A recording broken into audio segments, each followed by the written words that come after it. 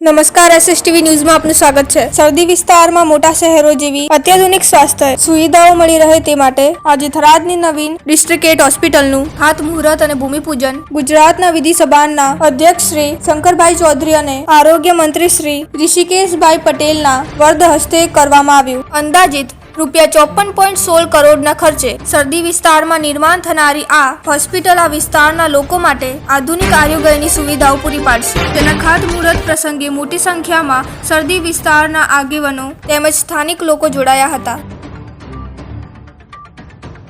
ખાતમુહૂર્ત પ્રસંગે સંબોધન કરતા અધ્યક્ષ શ્રી શંકરભાઈ ચૌધરીએ જણાવ્યું હતું કે આજે થરાદના જનતાના મનની વાત હોસ્પિટલના ખાતમુહૂર્ત સાથે સાકાર થઈ છે। મુખ્યમંત્રી શ્રી ભૂપેન્દ્રભાઈ પટેલ અને આરોગ્ય મંત્રી શ્રી ઋષિકેશભાઈ પટેલ ઉદારતાપૂર્વક હોસ્પિટલના રૂપમાં મોટી ભેટ આપી છે। આ હોસ્પિટલનો સંપૂર્ણ જશ થરાદની જનતાને જાય છે, જેમને મારા પર મૂકેલા વિશ્વાસ અને ભરોસા થકી આ શક્ય બન્યું છે।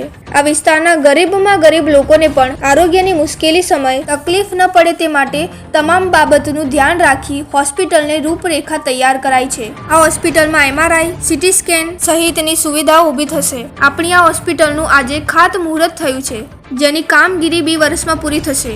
આપણા વડાપ્રધાન શ્રી નરેન્દ્ર મોદી સતત બનાસવાસીઓની ચિંતા કરી આપણને પાણીથી લઈને આરોગ્યની સુવિધાઓ આપી છે, તે માટે આપણે એમના ઋણી છીએ। આરોગ્ય મંત્રી શ્રી ઋષિકેશભાઈ પટેલ હોસ્પિટલના ખાતમુહૂર્ત પ્રસંગે રાજ્યની સાથે બનાસકાંઠા જિલ્લામાં વધી રહેલી આરોગ્ય સુવિધાઓ અંગે વિગતો રજૂ કરી હતી, જેમાં તેમણે જણાવ્યું હતું કે થરાદમાં નિર્માણ થનારી હોસ્પિટલ સરહદી તાલુકા અને પડોશી રાજસ્થાન રાજ્ય માટે આરોગ્ય સુવિધાની સંજીવની પુરવાર થશે। આ સમગ્ર હોસ્પિટલની તમામ બાબતોમાં અધ્યક્ષ શ્રી શંકરભાઈ ચૌધરીએ માર્ગદર્શન કર્યું છે। આજે ગુજરાત સરકાર વડાપ્રધાન શ્રી નરેન્દ્રભાઈ મોદીની પ્રેરણા અને મુખ્યમંત્રી શ્રી ભૂપેન્દ્રભાઈ પટેલના માર્ગદર્શનથી ગામડાઓ સુધી આરોગ્યની સુવિધાઓ પહોંચાડી રહી છે। આમ કોલર ઊંચો કરીને ચાલી શકે એવી બનાસકાંઠાની જનતા એ સ્થિતિએ લાવવાનું કામ અને આદરણીય મોદી સાહેબ અને આદરણીય અમારા ભૂપેન્દ્રભાઈ પટેલ સાહેબે ગઈ વખતે જ્યારે ઇરિગેશન વિભાગ મારી પાસે હતો એ વખતે અનેકવિધ પાઇપલાઇનોના કામ આપણે પૂરા કર્યા એટલે હવેના સમયની અંદર એ પૂરા થશે ત્યારે સમગ્ર આ બનાસકાંઠાની જનતા ક્યારેય નરેન્દ્રભાઈ, આદરણીય ભૂપેન્દ્રભાઈ અને શંકરભાઈનું જે નેતૃત્વ સમગ્ર ગુજરાતને મળ્યું છે અને એમાં પણ ગુજરાતને મળ્યું હોય પરંતુ નજર બનાસકાંઠા તરફ એમની કાયમ રહેલી ત્યારે મને વિશ્વાસ છે બનાસ ડેરી ઉત્તર પ્રદેશમાં પહોંચી છે। હમણાં જ અમે રામલલ્લાના દર્શન કરવા ગયા હતા, થોડો સમય મળ્યો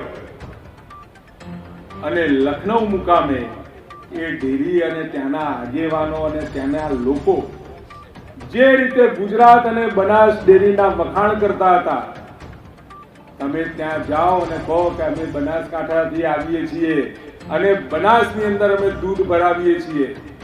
અનઓર્ગેનાઇઝ સેક્ટર છે ત્યાં દૂધનું। ઉત્તર પ્રદેશને પણ ઉત્તમ પ્રદેશ બનાવવા માટે પણ ગુજરાત અને બનાસ બેંકનો, બનાસ ડેરીનો ખૂબ મોટો ફાળો આવતા સમયમાં રહેવાનો છે।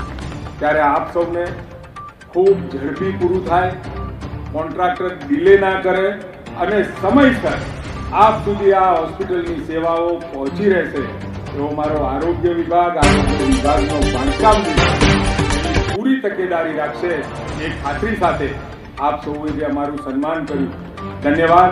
ગુજરાતમાં આયુષ્માન કાર્ડ થકી 10 લાખ સુધીની આરોગ્ય સુવિધા નાગરિકોને મળી રહી છે। રાજ્યમાં 2.40 કરોડ પ્રધાનમંત્રી જય આરોગ્ય યોજના કાર્ડ નાગરિકોને આરોગ્ય સુરક્ષા કવચ પૂરું પાડી રહ્યા છે। બનાસના લોકો સન્માનભેર જીવન જીવે એ માટે વડાપ્રધાન શ્રી નરેન્દ્ર મોદી આ વિસ્તારમાં વિકાસના અનેક કામ કર્યા છે, જેના થકી આજે આ વિસ્તાર પ્રગતિના નવા સપના શરૂ કરી રહ્યો છે. સાંસદ શ્રી પરબતભાઈ પટેલ વહેલું સુખ તે જાતે નર્યા એ કહેવત ટાંકીને જણાવ્યું હતું કે સરહદી વિસ્તારમાં નિર્માણધીન અત્યાધુનિક હોસ્પિટલ આ વિસ્તારના લોકો માટે આશીર્વાદરૂપ બનશે. વડાપ્રધાન શ્રી નરેન્દ્ર મોદી અને ભૂપેન્દ્રભાઈ પટેલના નેતૃત્વમાં રાજ્યમાં ગામડાઓ સુધી આરોગ્ય સુવિધાઓ પહોંચી છે, જેથી ગામડાઓમાં પણ મુશ્કેલીના સમયમાં આરોગ્યની સેવાઓ મળી રહી છે.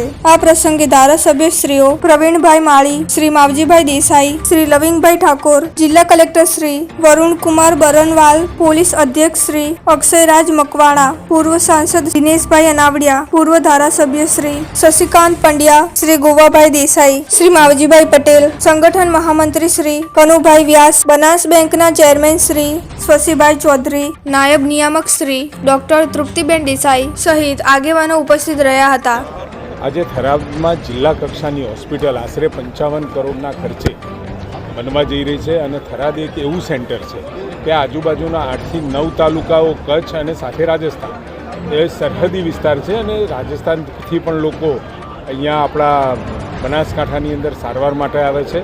અને આ જે મેં તાલુકાની વાત કરી ત્યાં આગળ આરોગ્યની વ્યવસ્થાઓ છે, પણ ટર્શરી કેરની વ્યવસ્થાઓ માટે અહીંયા બનાસકાંઠામાં Banas medical college, Banas dairy સંચાલિત, સાથે ગયા વર્ષે જ આપણે ડીસાની અંદર જિલ્લાની હોસ્પિટલ આપી અને આજે અહીંયા જે ખાતમુહૂર્ત થયું જિલ્લા કક્ષાની હોસ્પિટલ થરાદ મુકામે થયું છે અત્યાધુનિક સગવડો સાથે. એટલે ટર્શરી કેર સુધીની સગવડો અને સારા એવા મહેકમ સાથે કે જેની અંદર સુપર સ્પેશિયાલિસ્ટ હોય એની સાથેની આ હોસ્પિટલ આવતા સમયની અંદર આ મેં કહ્યું એ સમગ્ર વિસ્તાર માટે આશીર્વાદ સમાન પુરવાર થવા 1.5 વર્ષની અંદર આ હોસ્પિટલ બની જશે અને કાર્યરત થતાં લગભગ પોણા બે વર્ષમાં સંપૂર્ણપણે મશીનરી સાથે મેડિકલ ઇક્વિપમેન્ટ સાથે કાર્યરત થશે. અરે MRI આવશે, સિટી સ્કેન આવશે, આધુનિક એક્સરે આવશે. જે સાધન અને સગવડો ડિસ્ટ્રિક્ટ લેવલમાં મળવી જોઈએ એના કરતાં પણ વધારે સાધન સંપન્ન આપણે આ હોસ્પિટલને કરવાના છીએ. કારણ કે આદરણીય શંકરભાઈ સાહેબે પણ આની અંદર ખૂબ વ્યક્તિગત રસ લઈ સુવિધાઓ કેવી હોવી જોઈએ, વેઇટિંગ કેવું હોવું જોઈએ. આદરણીય પરબત કાકાનો પણ એમાં સહયોગ રહ્યો કે ખૂબ ઝડપથી બને, એમને પણ વાત કરી હતી. પરંતુ એ ખાતમુહૂર્ત કરવાનો સમય આજે આવ્યો છે અને લગભગ 1.5 વર્ષની અંદર જ આનું આપણે લોકાર્પણ પણ કરીશું. હોસ્પિટલમાં ઝીણી માન્ય મંત્રીશ્રી અમે વાત કરતા હતા ને એ પ્રમાણે એક બાબતની કેટલાય દિવસો સુધી બેસીને મેં પોતે પણ લાગ્યું કે આપણે પોતે હોઈએ એક દર્દી તરીકે દાખલ થયા હોય તો એમાં શું જોઈએ, કોઈ માણસને તકલીફ ના પડે એનું જરા ધ્યાન રાખવાનું. અને બીજું, આજે જે માન્ય મંત્રીશ્રી રસ્તામાં આવતા મને વાત કરી કે હજુ મોટી હોસ્પિટલોમાં MRIની વ્યવસ્થા નથી હોતી. MRI અને સિટી સ્કેન કરવું હોય તો લગભગ 15-20 કરોડ રૂપિયાનો ખર્ચો થાય. અને એ આપણી હોસ્પિટલમાં તો બરાબર છે, પણ અહીંથી કોઈ માણસ દર્દી બીમાર પડ્યો હોય એને MRI કરાવવું એક તો બિલકુલ પેલામાં હોય અને એને MRI કરાવવું હોય તો ક્યાં મૂકવો પડે છે? એક અમદાવાદ જાય ત્યારે વ્યવસ્થા થાય. તો રસ્તામાં જતા ને આવતા એ જર્ની પણ સહન ના કરી શકે. અને એક એને ટેસ્ટ કરવાને નવીન ડિસ્ટ્રિક્ટ હોસ્પિટલ થરાદમાં ઉપલબ્ધ થનારી મહત્વની સુવિધાઓ 54.16 કરોડ ખર્ચી થશે નિર્માણ. 25 બેડ ICU સહિત કુલ 175 બેડની સુવિધા.